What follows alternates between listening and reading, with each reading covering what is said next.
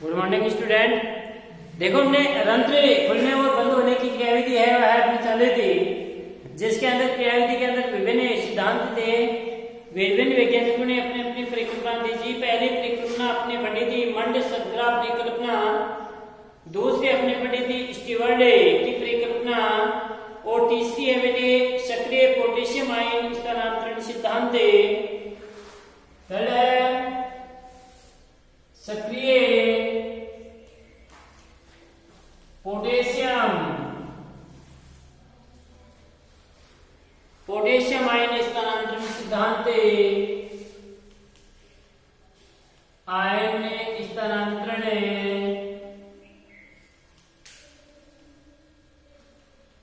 सिद्धांत यह है। इस सिद्धांत में पोटेशियम और हाइड्रोजन जो आयन है, इन दोनों आयनों के अभिगमनवाद का सिद्धांत अपन पढ़ेंगे। के धनायन और एच धनायन यानी पोटेशियम आयन व एच हाइड्रोजन आयन अभिगमनवाद का सिद्धांत। अभिगमनवाद का सिद्धांत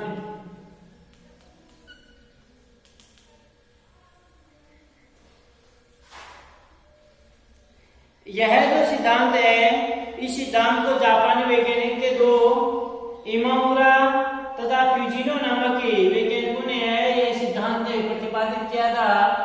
पोटेशियम आयन और हाइड्रोजन आयन अभिगमनवाद का सिद्धांत। देखो इसमें यह सिद्धांत जापानी वैज्ञानिक यह सिद्धांत जापानी वैज्ञानिक इमामुरा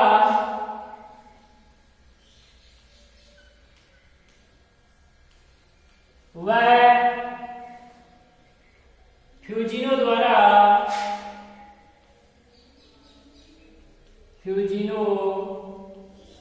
द्वारा प्रतिपादित किया गया।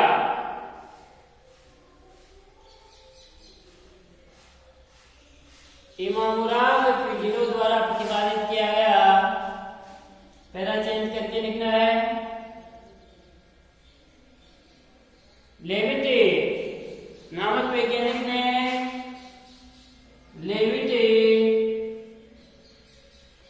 लेविट नामक वैज्ञानिक ने इस सिद्धांत का रूपांतरण किया।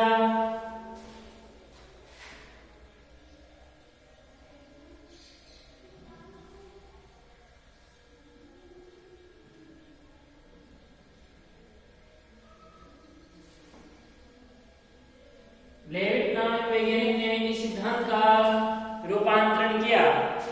इस सिद्धांत का पोटेशियम व हाइड्रोजन आयन अभिगमनवाद के सिद्धांत का अब देखो हम पढ़ेंगे। इस सिद्धांत के अनुसार रंध्र खुलने और रंध्र होने की बंद होने की क्रिया ये पूछा जाता है कि सक्रिय पोटेशियम आयन स्थानांतरण सिद्धांत के अनुसार रंध्र बंद होने और खुलने की क्रियाविधि का आरेख चित्र बनाइए।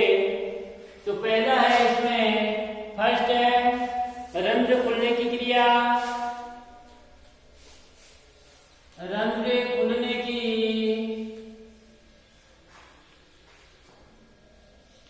क्रिया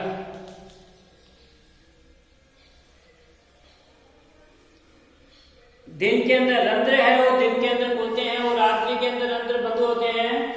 तो दिन में जो क्रिया होती है वो क्या होती है? दिन में द्वार कोशिकाओं में मेलिक अम्ल का निर्माण होता है। पात्रों में दिन में क्या होता है? द्वार कोशिकाओं में मेलिक अम्ल का निर्माण होता है। द्वार कोशिकाओं में मेलिक अम्ल का निर्माण द्वार मेलिक अम्ल का निर्माण होता है। मेलिक अम्ल के निर्माण के बाद मेलिक अम्ल का वियोजन होता है। ये मेलिक अम्ल है वो टूटता है। वियोजन का मतलब है टूटना। मेलिक अम्ल का वियोजन मेलिक एसिड अम्ल का वियोजन और मेलिक अम्ल के वियोजन के दौरान मेलेट आयन और हाइड्रोजन आयन बनता है। यानी मेलेट प्लस H धनायन आयन का निर्माण होता है, हाइड्रोजन आयन बनता है। और इसके दौरान ही जो सहायक कोशिकाएं होती हैं उनके अंदर बेटे सहायक कोशिकाओं में पोटेशियम आयनों का सक्रिय परिवहन के द्वारा सहायक कोशिकाओं में सहायक गार्ड सेल कोशिकाओं में सहायक कोशिकाओं से पोटेशियम आयनों का सहायक कोशिकाओं से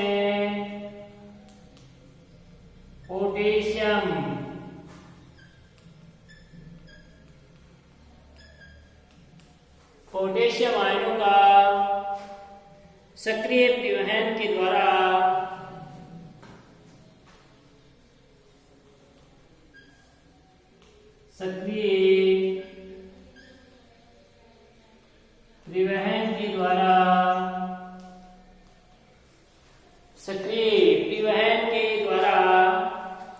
रक्षक कोशिकाओं में प्रवेश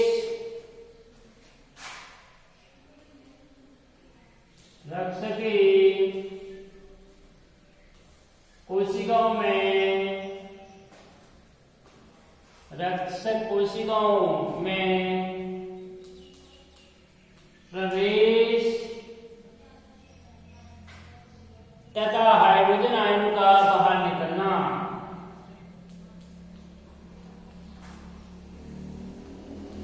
हाइड्रोजन आयनों का बाहर निकलना। हाइड्रोजन आयन है वो आपके बाहर निकलते हैं। इसके दौरान आपके पोटेशियम मेलेट का निर्माण होता है।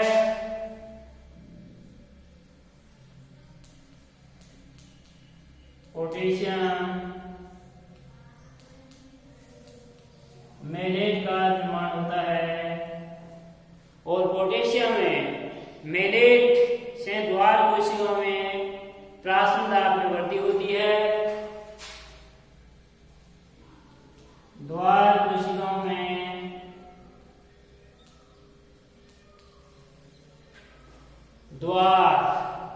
कोशिकाओं में प्राशन दाब में वृद्धि, प्राशन दाब में वृद्धि होती है।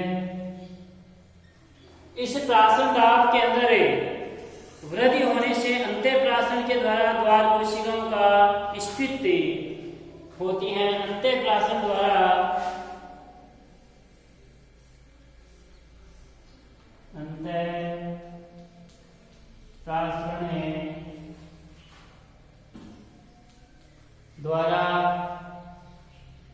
द्वार कोशिकाओं का स्फीत होना।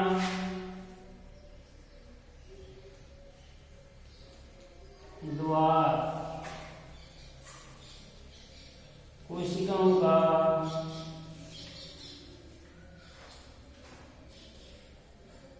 स्फीत होना यानी फैलना।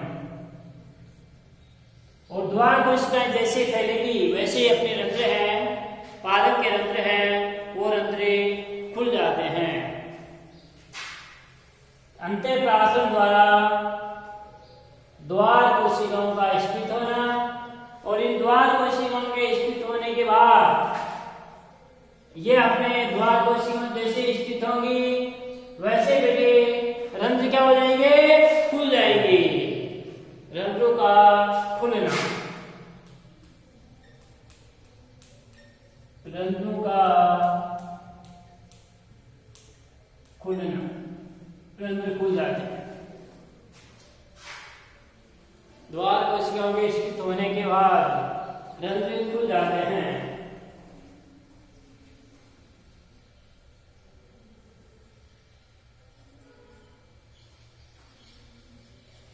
देखो इधर ध्यान दो, रंध्र पात्र के अंदर रंध्र खुलते हैं, वो दिन के अंदर खुलते हैं। दिन में जो द्वार कोशिकाएं हैं, द्वार कोशिकाओं में मेले कमल का निर्माण होता है और मेले कमल के निर्माण के दौरान फिर मेले कमल है टूटता है, तो उसका वियोजन होता है। वियोजन होता है, जैसे मेले कमल टूटता है तो इसके पर मेलेट आयन और हाइड्रोजन आयन का निर्माण होता है। ये मेलेट आयन और हाइड्रोजन आयन का जैसे निर्माण होगा तो जो क्षारीय कोशिकाओं से पोटेशियम आयनों का, यानी हाइड्रोजन और पोटेशियम आयन अभिगमन का सिद्धांत ही तो अपन पढ़ रहे हैं ना, तो पोटेशियम आयनों का सक्रिय परिवहन के द्वारा रक्षक कोशिकाओं में जो गार्ड सेल्स होती हैं, रक्षक कोशिकाओं में प्रवेश तथा हाइड्रोजन आयन का बाहर निकलना एक क्रिया होती है और इसके दौरान आपके पोटेशियम मेलेट का निर्माण होता है। पोटेशियम मेलेट के निर्माण के द्वारा द्वार कोशिकाओं में प्राशन दाब क्या हो जाता है, बढ़ जाता है। प्राशन दाब बढ़ जाता है तो अंतःप्राशन की क्रिया होगी, जिसके कारण से द्वार कोशिकाएं स्फीत हो, अंतःप्राशन होगी, जिसके कारण से द्वार कोशिकाएं क्या हो जाती हैं, स्फीत हो जाती हैं, द्वार कोशिकाएं फैल जाती हैं। द्वार कोशिकाएं जैसे खुलेंगी तुरंत क्या हो जाएंगे बेटे, रंध्र खुल जाएंगे।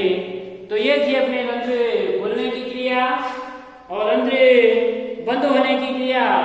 देखो रंध्र खुलने की क्रिया के अंदर अंतःप्राशन होगा और रंध्र बंद होने की क्रिया के अंदर क्या होगा, बहिर्प्राशन होगा। बहिर्प्राशन होगा तो जो द्वार कोशिकाएं हैं, द्वार कोशिकाओं में प्राशन दाब में क्या होती है, कमी आएगी। कमी आने के कारण से बहिर्प्राशन होगा और बहिर्प्राशन होने के कारण से रंध्र क्या हो जाते हैं, स्फीत हो जाते, रंध्र सलत हो जाते हैं, अर्थात रंध्र क्या हो जाते हैं, पिचक जाते हैं और रंध्र क्या हो जाते हैं, बंद हो। रंध्र खुलने की क्रिया बेटे दिन के अंदर होती है और रंध्र बंद होने की क्रिया आपकी किसके अंदर होती है, रात्रि के अंदर संपन्न होती है। ये अपनी रंध्र खुलने की क्रिया इंपॉर्टेंट है।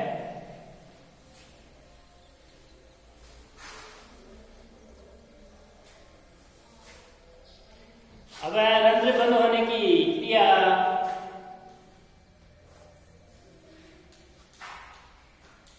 रंध्र बंद होने की क्रिया, रंध्र बंद होने की क्रिया।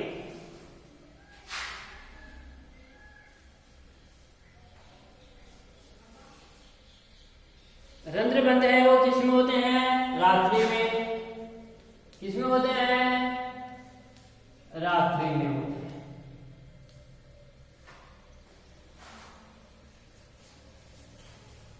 जब प्रकाश संश्लेषण की क्रिया बंद हो जाने पर उपरंध्रीय गुहा में CO2 की सांद्रता में क्या हो जाती है, वृद्धि हो जाती है।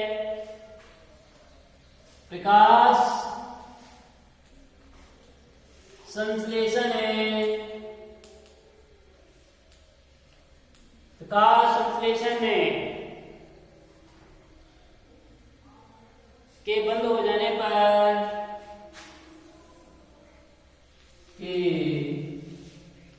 बंद हो जाने पर प्रकाश संश्लेषण की क्रिया जैसे बंद होगी, बंद हो जाने पर उपरंध्रीय गुहा में, उपरंध्रीय गुहा में, उपरंध्रीय गुहा में CO2 की सांद्रता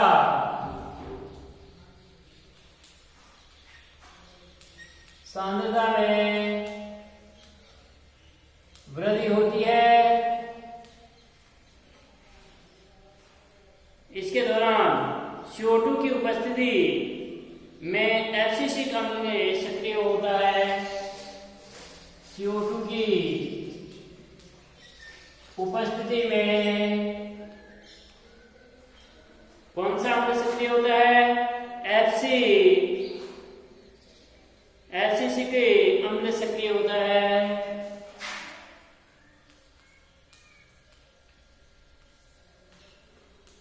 अम्ल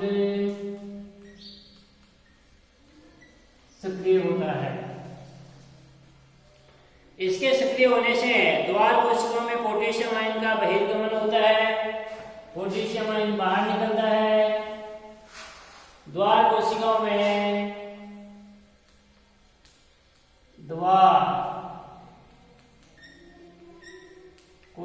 में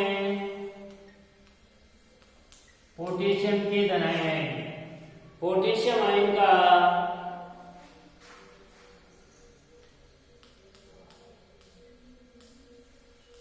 बहिर्गमन होता है।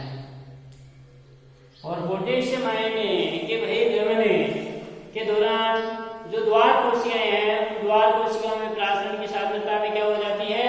कमी हो जाती है, प्रासरण दाब कम हो जाता है। द्वार कोशिकाओं में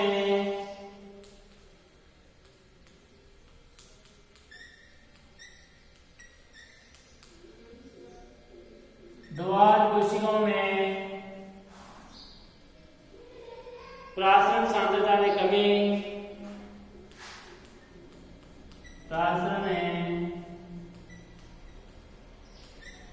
सांद्रता में कमी, और कमी होने के कारण से क्या होगा? बहिर्प्रासरण होगा। उसमें देखो अंतःप्रासरण हो रहा था और इसमें बहिर्प्रासरण, और बहिर्प्रासरण होगा तो अपने द्वार कोशिकाओं क्या हो जाती हैं? सलत हो जाती हैं, पिचक जाती हैं। द्वार कोशिकाओं का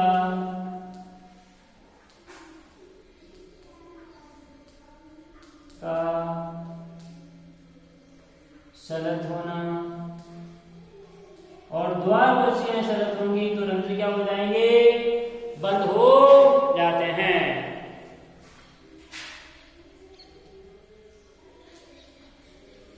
रंध्रों का बंद होना, रंध्र बंद हो जाते हैं।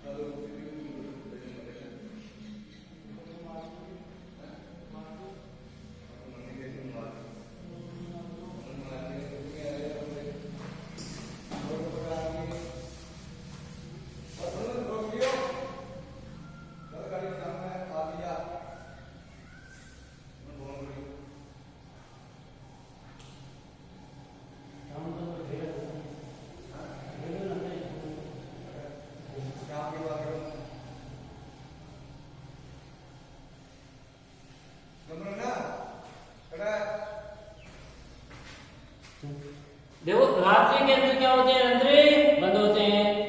जो प्रकाश संश्लेषण की क्रिया बंद हो जाने पर जो उपरंध्रीय गुहा है उसमें CO2 की सांद्रता में क्या हो जाती है, वृद्धि हो जाती है। क्योंकि प्रकाश संश्लेषण की क्रिया के दौरान CO2 पदार्थ है वो बाहर निकलते हैं और O2 अब CO2 जब रंध्र उपरंध्रीय गुहा है वो बंद हो जाती है तो CO2 की सांद्रता अपने आप ही क्या हो जाती है, बढ़ जाती है।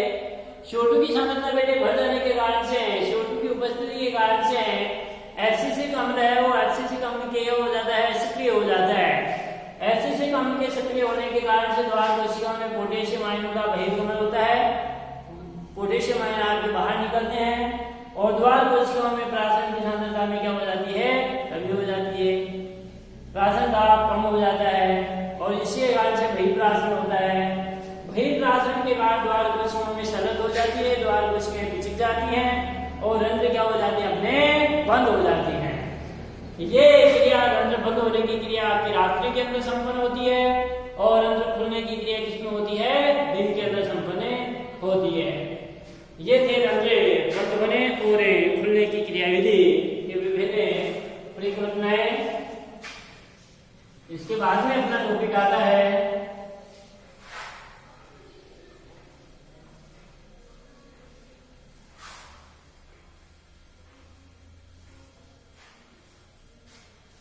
वाष्प उत्सर्जन को प्रभावित करने वाले कारक।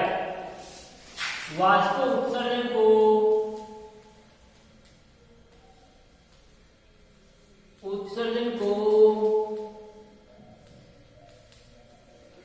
प्रभावित करने वाले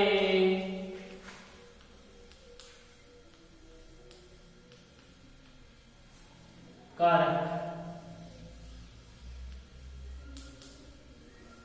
वाष्प उत्सर्जन को प्रभावित करने वाले निम्न कारक हैं। वाष्प उत्सर्जन को प्रभावित करने वाले देखो, वाष्प उत्सर्जन की क्रिया, वाष्प उत्सर्जन की क्रिया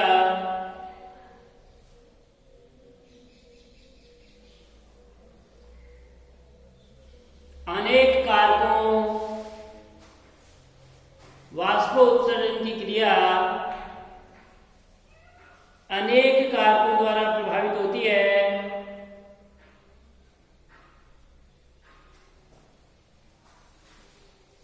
अनेक कारकों द्वारा प्रभावित होती है। इन कारकों को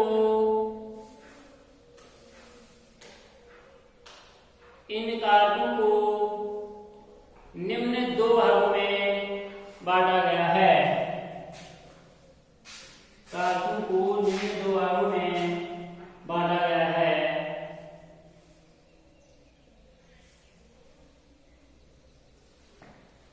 पहला है बाह्य कारक और आंतरिक कारक। दो कारकों के अंदर इसे डिवाइड किया गया है। फर्स्ट है बाह्य कारक,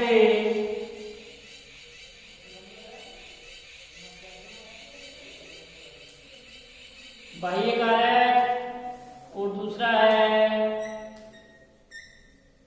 आंतरिक कारक। दो भागों के अंदर बांटा गया है, बाह्य कारक और आंतरिक कारक। बाह्य कारकों के अंदर जैसे बेटे प्रकाश है, आपकी वायु है, मिट्टी में पर्याप्त जल की मात्रा है, तापमान है, ये आपके बाह्य कारकों के अंदर आते हैं। पहला है बाह्य कारक।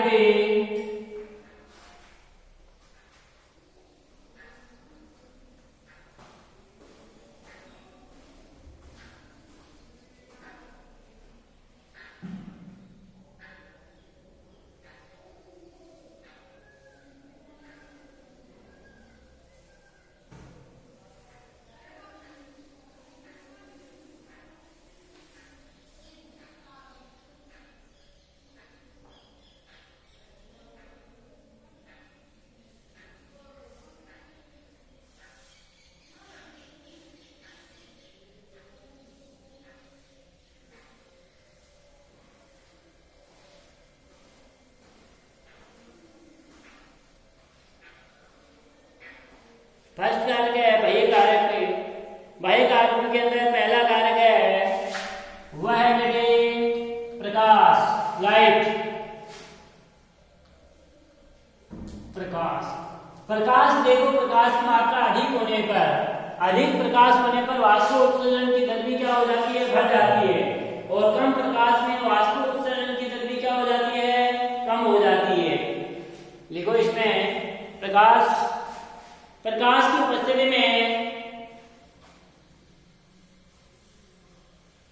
प्रकाश की उपस्थिति में रंध्र खुले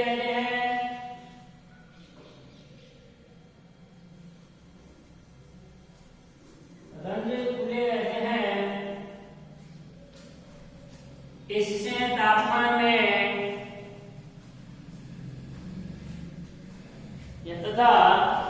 तथा तापमान में वृद्धि के कारण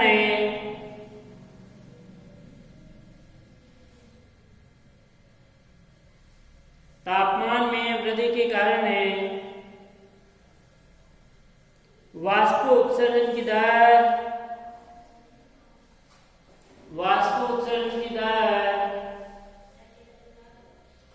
बढ़ जाती है।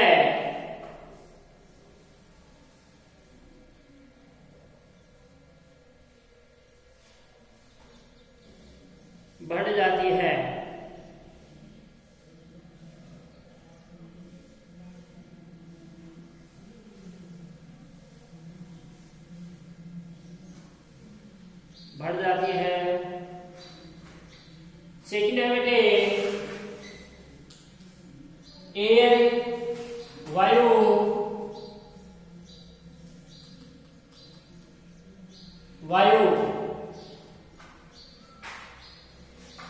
के तेज प्रवाह से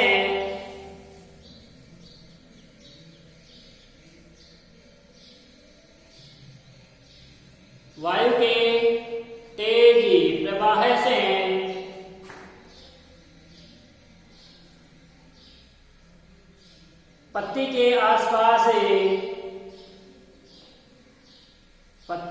आसपास की नम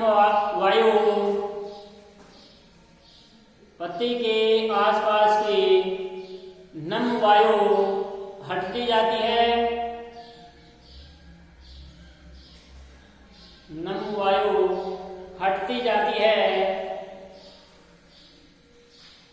और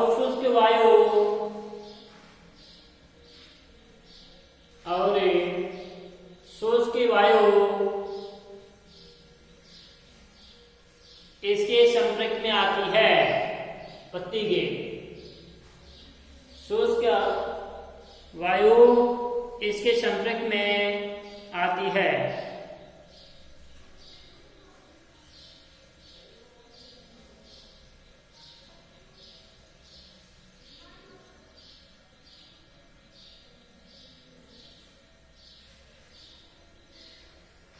इसके फलस्वरूप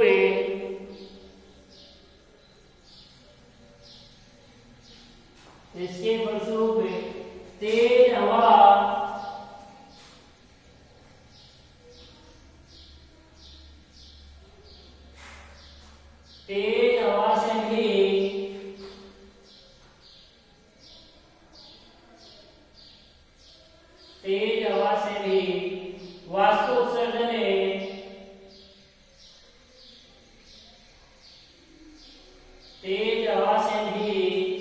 वाष्प उत्सर्जन अधिक होता है। भाई यदि एयर अधिक चलेगी, वायु अधिक चलेगी, तो भी वाष्प उत्सर्जन क्या होता है, अधिक होता है। थर्ड है मिट्टी में पर्याप्त जल की मात्रा। मिट्टी में पर्याप्त जल की मात्रा। मिट्टी में पर्याप्त जल की मात्रा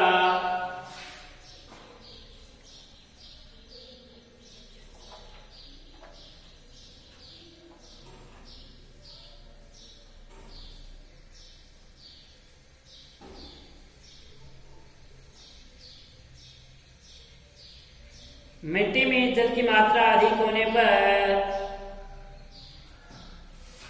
मिट्टी में जल की मात्रा अधिक होने पर वाष्पोत्सर्जन की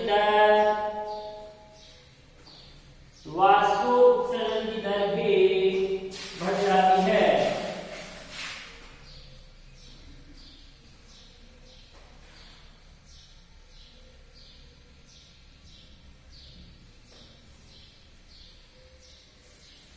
वाष्पोत्सर्जन की दर भी बढ़ जाती है।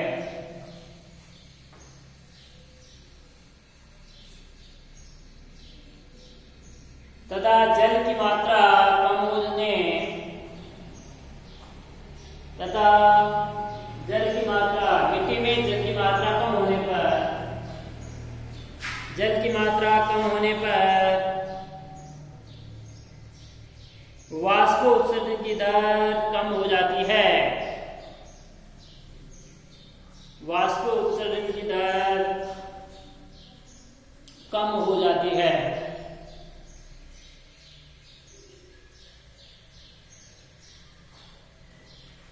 फोर्थ है तापमान, तापमान।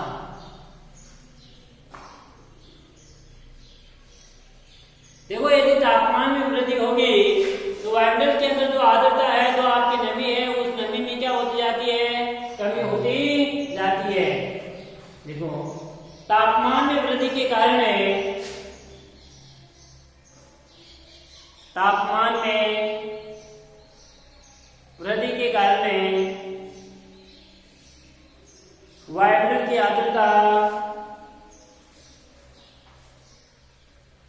वायुमंडल की आर्द्रता कम हो जाती है। वायुमंडल की आर्द्रता कम हो जाती है। इससे वाष्पोत्सर्जन की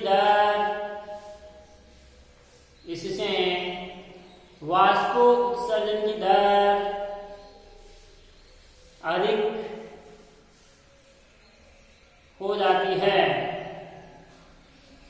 ये थे अपने भाई कारक। सेकंड है आंतरिक कारक। आंतरिक कारकों के अंदर देखो पत्ती की संरचना है, मूल जो प्रवाह है, जड़ है, मूल प्रवाह का अनुपात है, पत्ती का अधिक विन्यास है, ये कारक है वाष्पोत्सर्जन